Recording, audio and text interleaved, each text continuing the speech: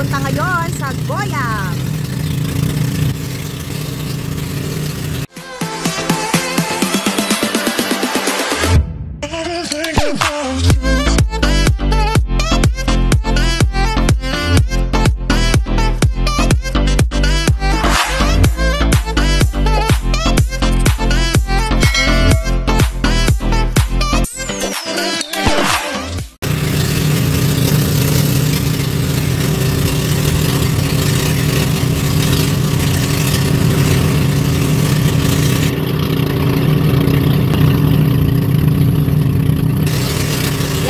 Island na pupuntahan namin.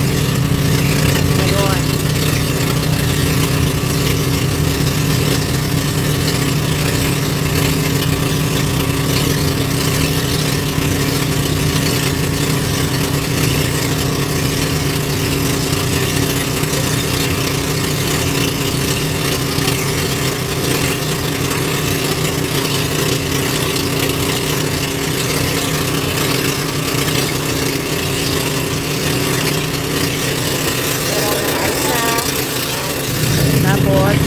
Meron din. Kami parating pa lang, sila paalis na sa Goyam.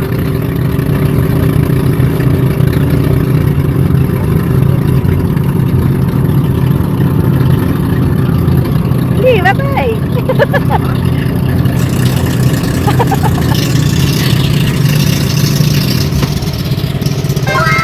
Iba din ang kanyang ganda.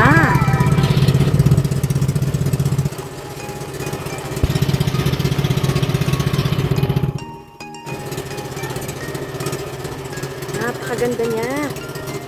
Miss. Ganda.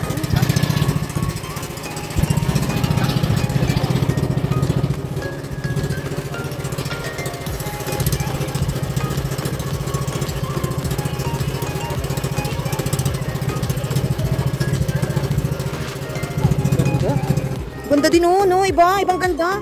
Ay. Ayun no.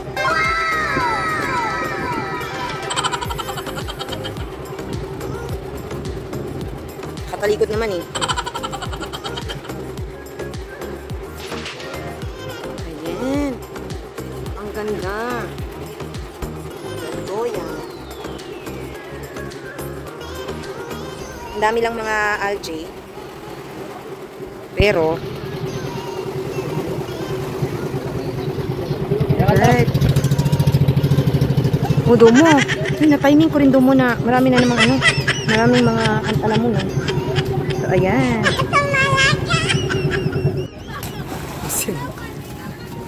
Kuya! Bago pa ako makababa sa bangka, nagpicture na ako ng kagaya nito. Kakaiba din ang ganda ng Goyam. Maa-amaze ka din sa kanyang ganda. Tignan nyo nga naman.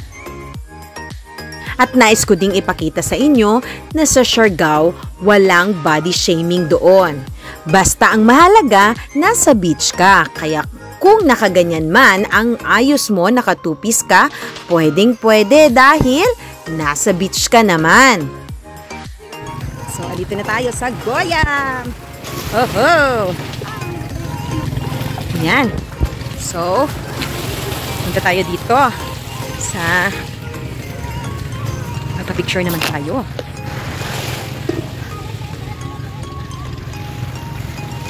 Di na ganun kainit kasi alas 4 na. Magpa 4:30 na kaya hindi masakit yung init. Kampay! Natagay nyo! Tanduay! Kampat! Ang ganda.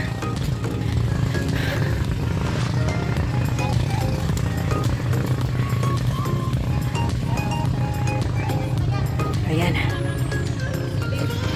Napakaganda. Silang ganyan. Tapos, meron din silang I love Goyam. Meron din sila doon, oh. Libutin natin ang buong paligid.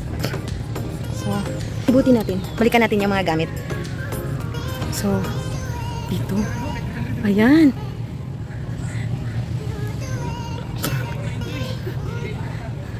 So, ito lang yung nakapalibot. Ganito lang. Kuya! Kuya! So, tatanungin natin si Kuya. Kuya, anong ginagawa mo?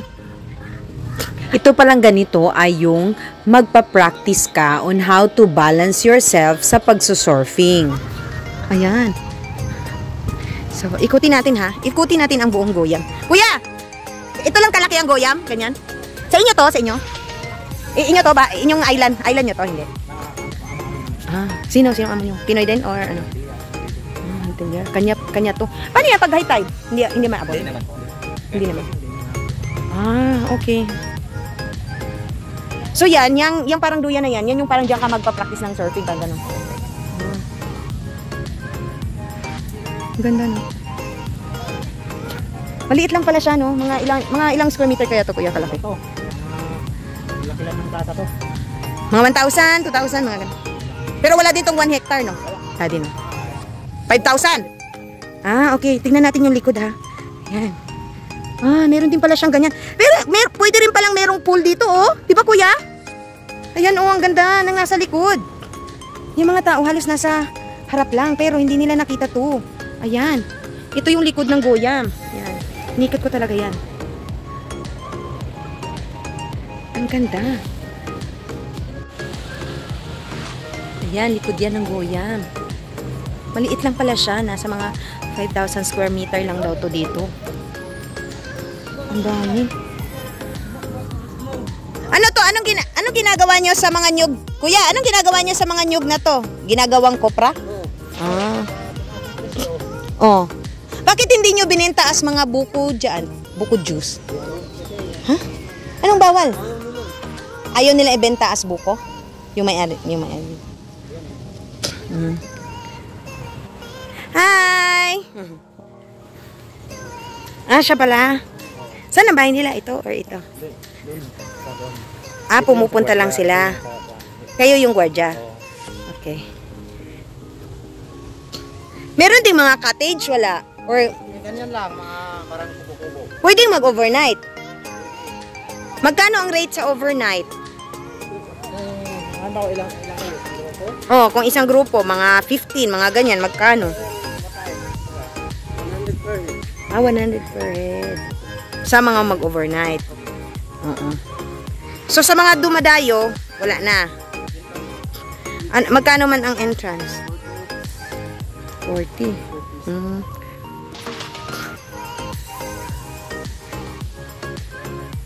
Okay, sige.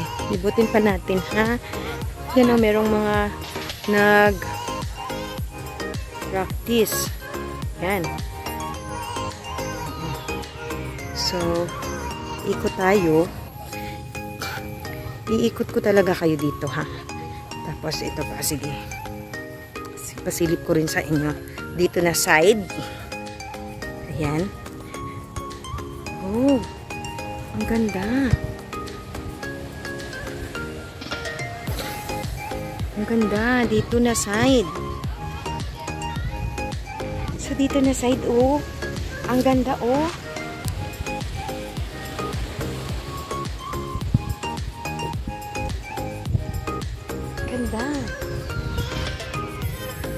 Actually, subukan nating bumaba. Madali lang naman bumaba. Tignan natin kung saan tayo makababa. Baba tayo dito. Ka-adventure talaga tayo. Baba tayo dito. Yan. Yan o. Shhh! Bebe!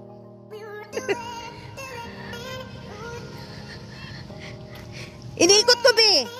Naiikot ko siya! So, ayan.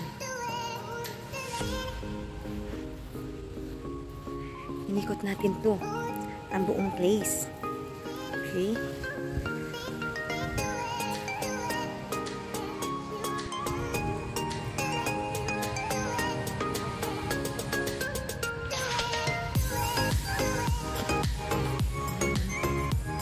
pa rin yan sa Goyam. Itong dito banda, ito yung sa likod. Pero meron ding parang cottage.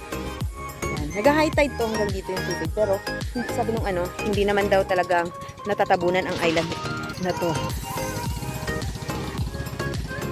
Yan.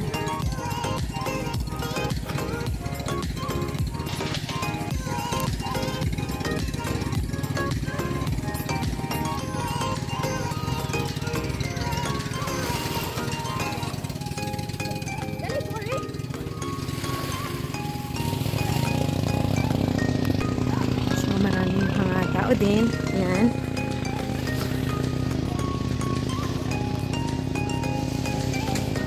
Yan. Meron din parang duyan-duyan. Oh.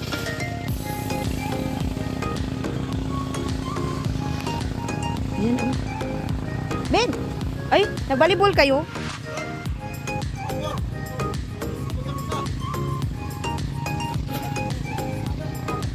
So, meron parang duyan.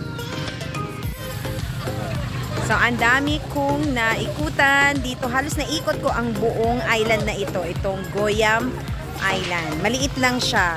Pero ang ganda niya. No? Iba din yung kanyang sand.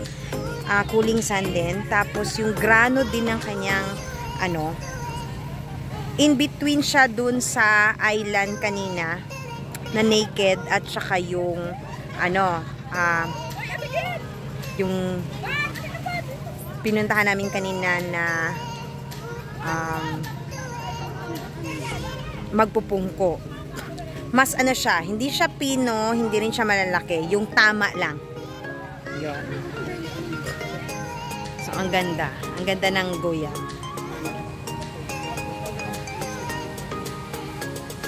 Ganda. So, ang ating mga kasama, nag-picture muna yung jump shot daw. Yan sila. At nakakatuwa talaga. Diba? Mayroon doon pa jump shot. So, marami pa rin naliligo. Wala pa namang, it's 5 o'clock na pala. Pero, marami pa rin. At mataas pa rin yung araw. Ayan. So, hindi ko na subukang maligo dyan. So, mamaya, maliligo din tayo. Merong bayad ang pagpunta sa Goyam. Sa mga hindi mag-overnight, 40 pesos per head ang bayad. At kung nagbabalak naman kayong mag-overnight doon, pinapayagan naman nila. 100 pesos ang bayad sa mga mag-overnight per head yon. Pagpasensyahan nyo na ang aking aura-aurahan na ito, minsan lang naman. Kaya pagbigyan nyo na ako. Ang Goyam ay private island. Kaya siguro merong entrance fee. Pero pag kayo ay nagawi dito sa island na ito, yung bayad ninyo ay masasabi ninyong sulit na sulit. Madami-dami na rin ang mga island na aking napuntahan dito sa Pilipinas. At ang bawat island ay merong kakaibang ganda. Kaya i-explore nyo na ang ganda ng ating bansa, ang bansang Pilipinas. Kaya kung ikaw ay nagbabalak na pumasyal sa Siargao at naghahanap ka ng travel and tour, huwag kalimutan ang Kafian Travel and Tour. This was the fourth and the last island na aming pinuntahan sa aming island hopping, ang Goyam Island sa Siargao. Sila naman ang mga kasama ko sa island hopping na aming ginawa. Ang bagets, diba? Kaya ako, naging isip bagets na rin. Enjoy kaya kasama ang mga bagets. At nakarating na kami ulit. Tapos na ang aming island hopping.